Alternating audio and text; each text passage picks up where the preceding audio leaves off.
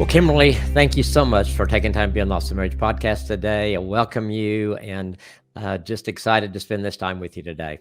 Thank you so much for having me on, Dr. Kim. I'm excited to be with you and your audience. Oh, we've got, they're just going to love everything we're talking about today. So let's kind of jump right in to you've said that falling in love doesn't just happen. What do you mean by that? Yeah, great question. There's actually a process to falling in love, and it's one of the things that we talk about a lot at Marriage Helper. And a lot of people don't realize that falling in love really is a process. It's not just about um, just happening upon the right person. You can fall in love with anyone, but the ideal is that you fall in love with a person who is great for you and shares your same beliefs and values.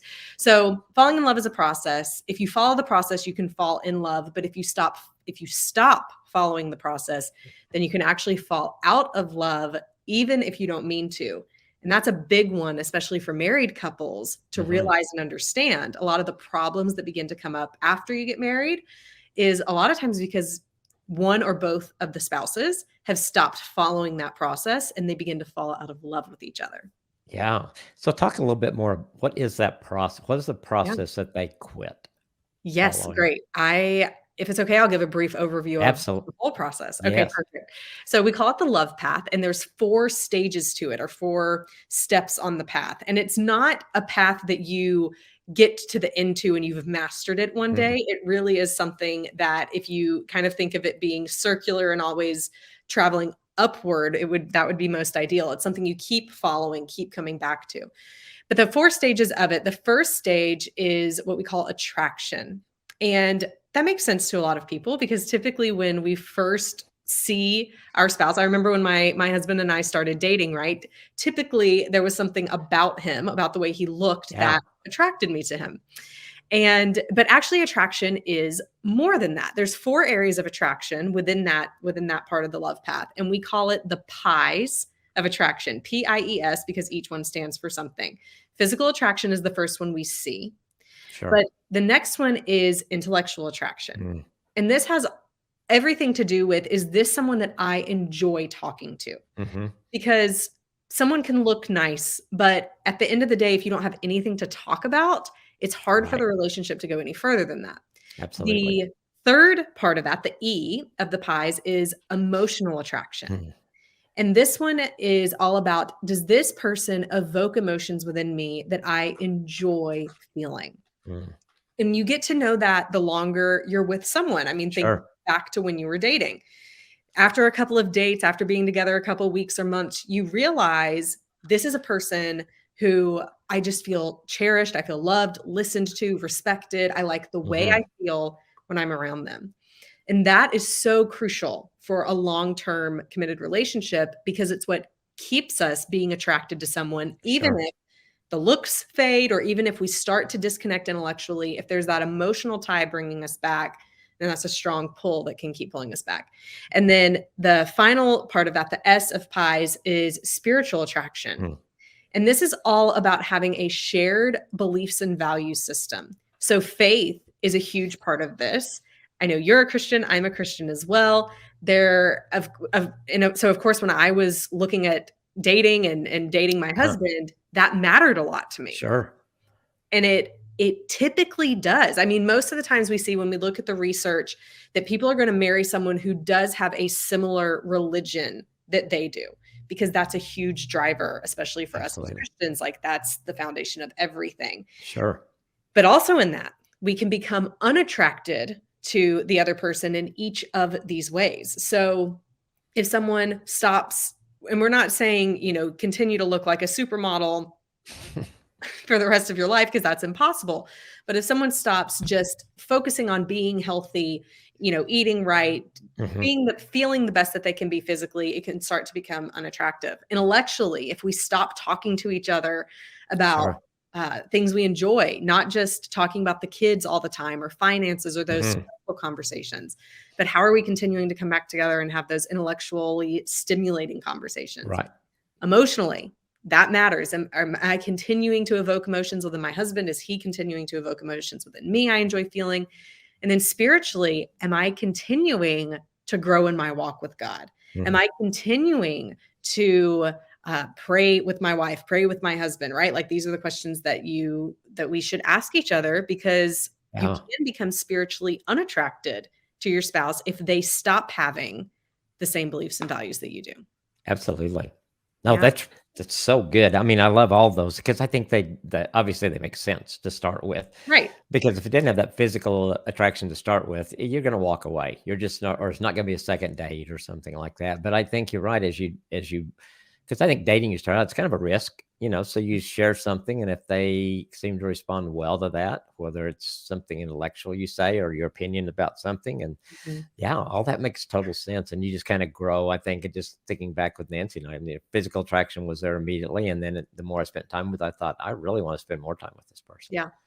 And Yeah. you just want to. And then I think the spiritual, and I've had a couple of couples I've worked with, probably more than that over the years, where one of them has walked away from their faith, and the Mhm. devastation that happens, what it does to a relationship. Mhm. It really becomes a trust issue, I think. I trusted that you were going to stay faithful to what you said you were going to be faithful to, and we were going to build our marriage on that. And now you're not. Right. Yes, absolutely. All of those things are important and continue to be important. And so this first stage of attraction continues to be important for as long as you both shall live. Mhm. Yeah, that makes total sense. So after attraction, we go into that second stage of the love path, which we call acceptance. Mhm. And so this is all about, can I accept the other person as they are without requiring them to change, even if they never change? So the hope, of course, is all of us have things we can work on, become better at. All of us have ways we need to change. But the question about acceptance in this stage is, but do I feel like this person unconditionally loves me without me having to change? Mhm. And so this is reflected. I don't know how much of your audience is Christian or not Christian, but for those of us that are, this is reflected in how Jesus loves us, right? Like he doesn't Sure. require us to change. He loves us enough that we want to change, and that we want to become more like him. And so, how do we reflect that in our marriage relationship? And that's not to say that there shouldn't be times of boundaries or hard conversations. We Sure. should have those. But the question, what this really means is, but am I showing the person I accept them, that I can still love them? That means I can still have boundaries. I can still have things that I need to happen. But am I treating them like I love them? Or am I treating them like I need to punish them Mhm. until they do what I want them to do? So that's the second stage in its briefest form of acceptance. The third stage is what we call attachment. Mhm. And the bottom line of this is, will you be there for me when I need you? Mhm. When you look at the attachment theory research, when you look at how that plays out in, childhood all the way into adulthood, really all of it goes back to a person wanting to know that someone is going to be there for them to meet their needs, to hug them, to hold them, to talk to them, to Mhm. support them. Will you be there for me no matter what? Can I count on you? And then that fourth stage is aspiration. And this is Mhm. all about building shared dreams together as a couple. And the reason for that is, when we look at the research from John Gottman, for example, we know that couples who have these shared dreams, they have some of the happiest, healthiest, strongest marriages that of any of them. There are those masters that he talks about and not the disasters that he talks about in Mhm. marriage. But the unfortunate thing is, most couples don't focus on this part. They don't get to this part of aspiration. They kind of get stuck in their day-to-day life of just the routine of going to work, Mhm. caring for the kids, and they don't focus on what they want to do together, what difference they want to make as a couple, what they can look forward to, because everything in life is going to try and pull us apart. Sure. If you don't have that vision, that shared vision of where you want to go, what you want to do with your spouse, what your life goals are to bring you back together, then life is going to keep pulling you apart. You have to have what that is that can pull you back together. So that is the love path. And you can see that there's multiple parts there that people could fall out of love in. You could fall out of love at the attraction phase, the acceptance phase, the attachment phase, or even the aspiration phase. But the good news is that you also have a framework to begin thinking of how you can get back on the love path to fall back in love Sure. and in love. Because I think at times we all get off of it to some extent or the other, whether it's Mm, distraction of raising a family. You kind of mm, mentioned that, sometimes that pulls or people don't spend as much time together. So I think knowing that the key, what I see in counseling couples is the ones who get off on whatever stage or of that, and they don't do anything about it. And they mhm. just keep, like you said, getting farther apart. And then all of a sudden they realize we're really in trouble. And so we better go, if we're going to make this work, we Right, better go to counseling. right. And instead, I wish we could, the sooner we, I think, identify that, the better off we are, especially if we Absolutely. both see that and want to get things back like they need to be. Absolutely. Now Absolutely. that, so when, do you see anything that happens in marriage, once a couple married, that, I don't know, maybe the top three things why we get off why we fall out of love, the Mm, things that we do in marriage that just can pull us apart instead of putting us together? Great question. From just the top of my head, because I don't know that I've thought about the question in that way, but a lot of the couples that we work with and we see, there's really been the emotional attraction part is huge. So Hmm. one or both of them have stopped doing the things that evoked positive emotions in each other and actually started doing things that have evoked negative emotions Hmm. with each other. And so some of the ways that this could present is a lot of controlling behaviors. Hmm. So, I want you to do things my way, to think like I think, to vote like I vote. And that becomes, I mean, especially both the husband and the wife, this is a huge issue. But we tend to see women are typically controlled more than so women are typically controlled more by their husbands than maybe men are by their wives. Hmm. But what happens here is the person feels like they don't have a voice. Like if they don't do what you want them to do, say what you want them to say, be who you want them to be, and it goes back to that acceptance that you don't love them. And it Hmm. begins to push the other person away. Yeah. And sometimes people are well meaning. I mean, a lot of times people with controlling behaviors don't realize it because they think they're being helpful. Sure. Sure. Absolutely. Yeah, but she needs to know that she constantly, is grammatically incorrect, or he needs to know Yes. that Right. that he needs to load the dishwasher different. And those are just some silly examples, but you've probably seen it too in your work with couples of how this presents and can last for years before one or both people get to the point where they're resentful, they don't want to Yes. be around the other person, and there's even a repulsion to an extent because of how emotionally unattracted they are. And it just keeps getting farther and farther apart. Yeah, I Right. think it's when there's a string attached Mhm. to getting someone to connect with you emotionally, then that's going to cause some resentment over time because Mhm. you're going to feel like you never can measure up, probably. Never measure up. And Yes. sometimes at some point you just get angry or frustrated or just go, I can't do this anymore. Mhm. Yeah, Mhm. that makes so much sense. So let's go back to attraction and the four things there. How do you keep that alive in a marriage? Mm. Practically. Yeah. Yeah. So the first key to this is realizing that going back to that pies framework, physical, intellectual, emotional, spiritual, that when we actually look at the research, this is fascinating and I love this.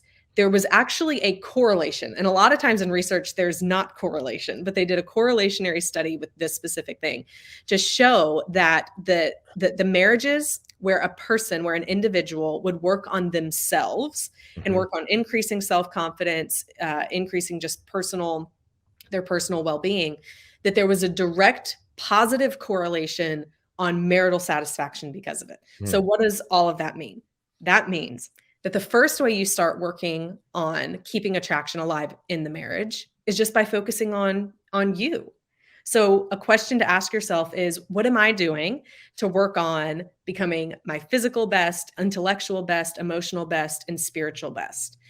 And you're not doing it only for your spouse or only for the marriage. You're doing it first and foremost for you because it's the Mhm. best thing you can do for you as a human being. And even when we look at the physical part, we can start there. So one way that I like to word this to people, because a lot of people say, I know, I get it, I need to eat right, I need to exercise. Like that's what everything in the world is telling us, all of the Right. Instagram ads, Yep. magazines. And some of that's unhealthy to just focus on so much on it. So I like to encourage people with, well, just ask yourself physically, how do you feel? Mhm. Are you getting enough sleep? That is a huge one. A Absolutely. huge one. Are you finding yourself energetic throughout the day or not? And if you're just lagging and fatigued, then maybe ask yourself what's going on? What can you do to physically feel your best? Mhm. Intellectually, what are you doing to continue to grow and learn, be interested in the things that you want to know more about? Emotionally, really focus on those behaviors, those relational behaviors, on with your friends, with your husband, with your wife, evoking those emotions with your kids that they enjoy feeling. And then spiritually, what am I doing to continue to grow in my beliefs and values, whether that's in your faith, or if you don't have a faith, then what are you doing to grow and be a part of a beliefs and value system that is bigger than you? Because all of that matters in attraction. And that is what will make you become the most attractive you can be. And that's how you keep it alive in marriage, by focusing on your attraction first.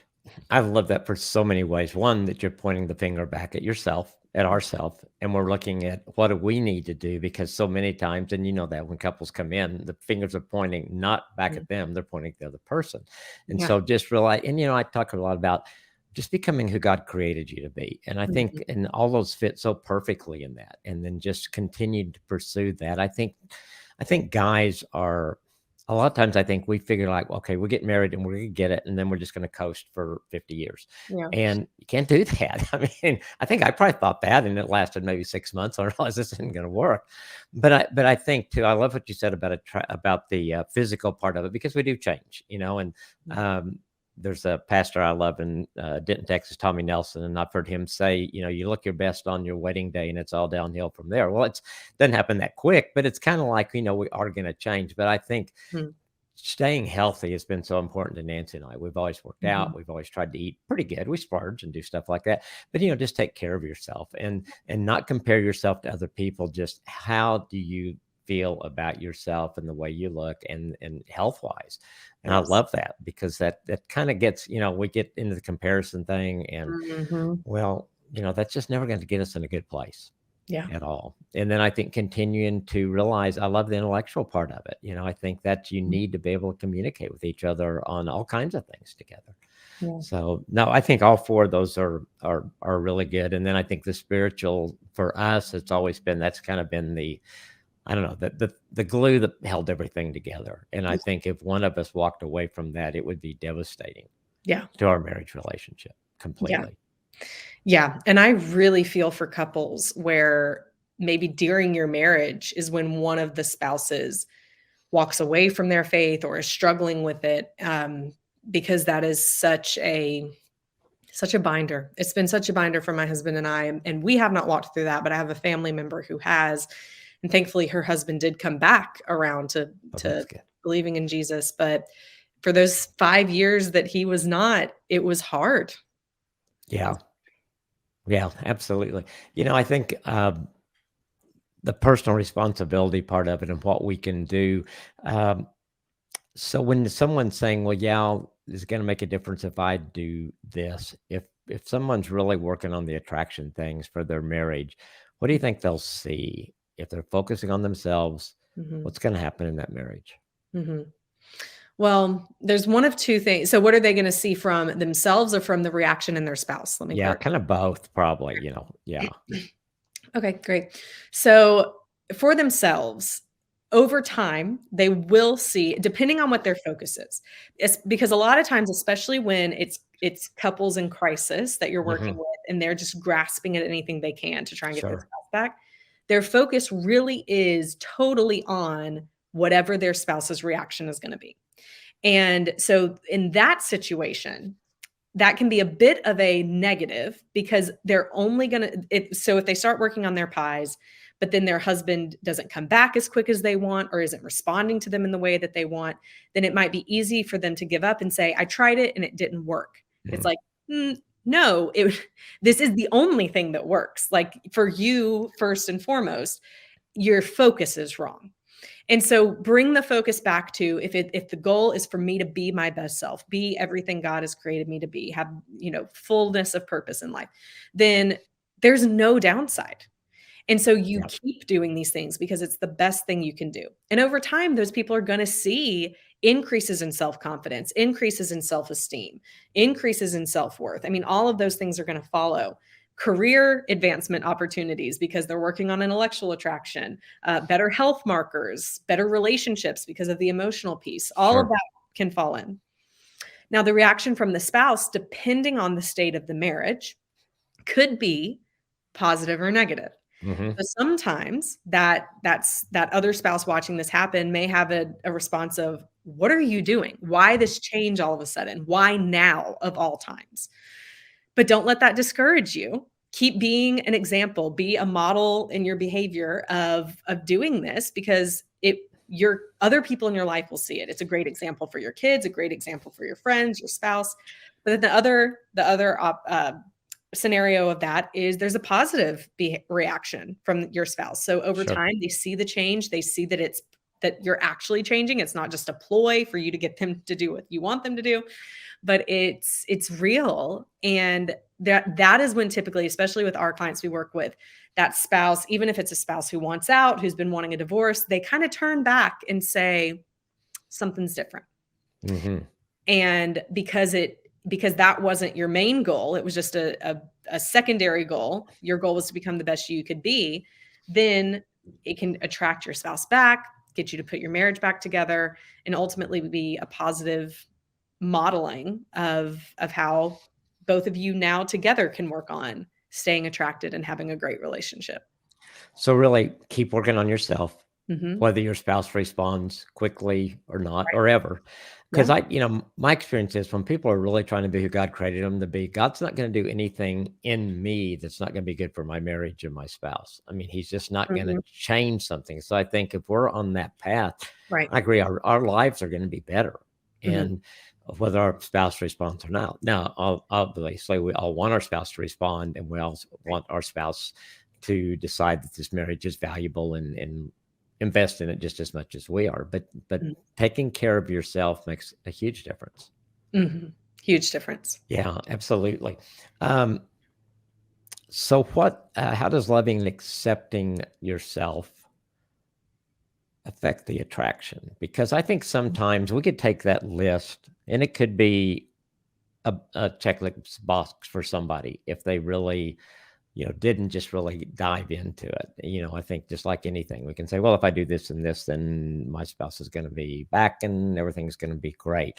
But learning to just love yourself, because I think that's hard for a lot of people to Mhm. get from depending. In fact, I was talking to a lady this morning and she was never told she was loved by her mother ever, Mhm. and her mother had passed and there was never a final reconciliation. And so that had affected how she loved and herself. And so talk a little bit about that, just loving, accepting yourself, how important that is and how Mhm. that affects the whole attraction thing. Mhm. I love the quote from the psychologist Carl Jung that says, "When I accept others," or I think he says it this way first, "When I accept myself as I am, then I can begin to change. Mhm. When I accept others as they are, then they can begin to change."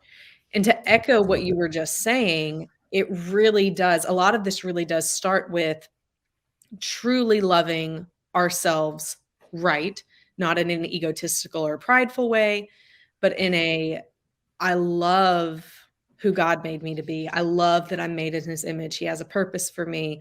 And accepting yourself, accepting the past, accepting what's happened, accepting where you are, accepting that you're not perfect where you are. Um, and a lot of that can be hard, and sometimes that takes work through those traumatic childhood experiences or adverse childhood experiences, right? Like the woman you were talking with this morning. Mhm.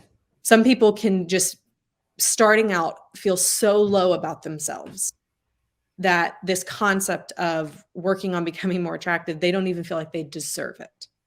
And so there is some work to be done on that. And I honestly believe that people like you, with what you're doing and working one on one with people to really work through that, that is so beautiful, because some of it is hard to do alone, to Hmm. go there mentally. And if you don't have a good support system of people to help walk you through that, you can stay stuck because you can't even want to do it. But that's where it starts. You accept yourself where you are, and then love yourself enough to say, but I'm also not just going to stay here. I Right. want more for me. I want more for my life. I want more of what God wants for me. And that's what propels you into wanting to become more attractive. So it's not a I'm not good enough, I need to be better. It's wow, I'm fearfully and wonderfully made. How can I experience more of the fullness of this? Yeah, I love that. And I think it's just seeing yourself, I guess, how God sees us. I think the first time someone told me that no matter what you do, God's not going to love you anymore, any less, that Mhm. his love is just perfect for me now. I think that hit me. I don't know, it just it was powerful in my life just to hear that and to realize, because I think we get in a culture and maybe families grow up in that we are always trying to impress somebody or do something better or to get accolades so they will love us more or they will like us better. Mhm. And yet we have the creator that loves us just like we are, but has a plan for our lives Right. that can make it better. And so I think, bringing that up just so the people that are there that are listening today to know that there's hope, and that I totally agree with you. Finding someone to help walk you through that, whether it's a counselor, a mentor, a pastor, somebody that can help you really see yourself through God's eyes, Mhm. because one, that'll change everything for you. And then the things that we're talking about for your relationship, it's a lot easier to work on those when you feel good about yourself. Mhm. Absolutely. It just makes a big, big difference. So when a spouse makes that decision to grow healthier, do you have some examples of what you've seen the change happen in different marriages? Yes, absolutely. We have one of the couples that we have worked with. So this is a crazy story. Back in March of 2020, which was of course like beginning of the pandemic, all Yeah. of the craziness in the world, there's a woman named Adele. She lives in South Africa, and her husband had recently left her for I think the second or third time Mm. to go be with another woman. And she was struggling with, do I keep trying to make this work or do I just finally give up? And she was able to either find one of the Marriage Helper YouTube videos or podcast, and she learned about this concept of pies. And so she began to work on herself. So her husband had left. She has two young girls at home and is just trying to make it work. So she's, getting up 20 minutes early to get some more Bible study in, trying to work out a bit, and just really starts doing as much as she can little by little, but she does it consistently. And for the time he's gone, which is, I'm not quite sure, it's either 4 or 5 months, she starts doing this. And when he does call, she's changing the way she's talking to him. It's not yelling at him or attacking him or making him feel guilty for leaving. She just starts listening, asking questions of how he's doing, if there's anything she can do for him. And he begins to see a change. And so Mm. when March finally came, he he was so deep into the affair he was in, and he had also been an addict of drugs, several different drugs, illegal drugs, for 20 years, Oh, wow. and had been in and out of rehab, and it hadn't worked. And so his plan when the lockdown first happened, he was out of money. So he was just going to go back home with her and the girls for the first 2 weeks. And his plan was, and this is exactly what he said, that he was just going to wait to get his most recent paycheck, and he was going to use all of that money to go and buy cocaine enough to kill himself. Oh, wow. His plan was to end his life. And in those 2 weeks that he was home with Adele, he realized that this was different, that she was Mm. different. And there was one night where he finally went and or she finally went to him and she said, "I can tell you are carrying so much. Just tell me what's going on."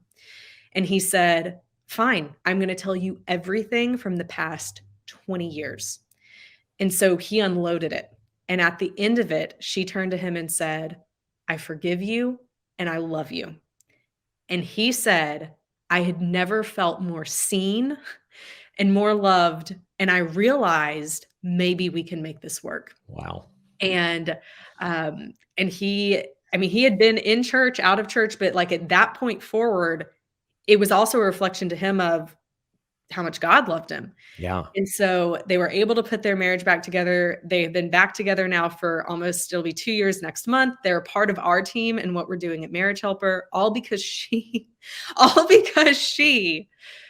just decided to start working on herself and changing the way that she reacted to him. And it's been amazing, the difference it's made in their lives and the lives of people that they've been able to impact. Absolutely. Oh, and I just think of those children, what they got to I know. see from parents that were Yeah. split to parents that have a marriage that they cherish Oh. now. I had a guy one time that his wife had made all the changes, things we're talking about today, and he was out. He was, when I first started talking to him, he didn't come in for a long time. And then he came back in probably 6 months later, and he said, I don't know how to do this, but I think I want to get back with her because she's changed. She is really something now. I don't want somebody else to have her after I've invested in his marriage for 15 years. And I said, well, let's have her. Let's meet together and see what we can do. And they did. And they got back together. And I think she was doing it for herself, though, because she really didn't have much hope that probably like this lady that he would come back. But I'm going to be healthier and I'm going to do better. And I think that's a great testimony of that's really, I think, what God wants us to do. Be the best you can be. And then the person in your life has a chance to embrace that or not. But you're going to be healthier because of it. Right. Yeah, that's so good. All this stuff is so practical. I just love how practical it is. I think it's easy for people to just grab that and say, oh, that makes sense. We can do that. Where can people find you? Where's the best place for them to find you and to find all about Marriage Helper and all those things? Yes, you can find anything and everything we're currently doing, marriagehelper.com. We also have a YouTube channel that has, I think, over 400 videos now. So you can find that, youtube.com/marriagehelper. And we have a free mini course. So if there's anyone listening and they are that person saying, my spouse is gone, my spouse is out, then our free mini course is called How to Get Your Spouse Back. And it talks more about the love path, like I mentioned here today, more about the pies, and how you can begin changing your communication style. But you can find all of that at marriagehelper.com. Yeah, it's a great website. I was messing around with this morning. It's very easy to navigate and see what you have. And there's just I encourage people to go there because there's a lot of good stuff that can make a difference for them. So last question, what are you loving about your marriage today? Oh, I love it. Specifically today, that's a great question. It's a unique day. Both of our kids are in school right now. And my daughter's actually going home so my husband typically picks up our daughter from school, but she's going home with a little playmate. And so my husband a couple of hours ago asked me out to lunch for a date. And I looked at him when he asked me, and I said, I love that you are asking me out to go to lunch with you. Like it's something we never do.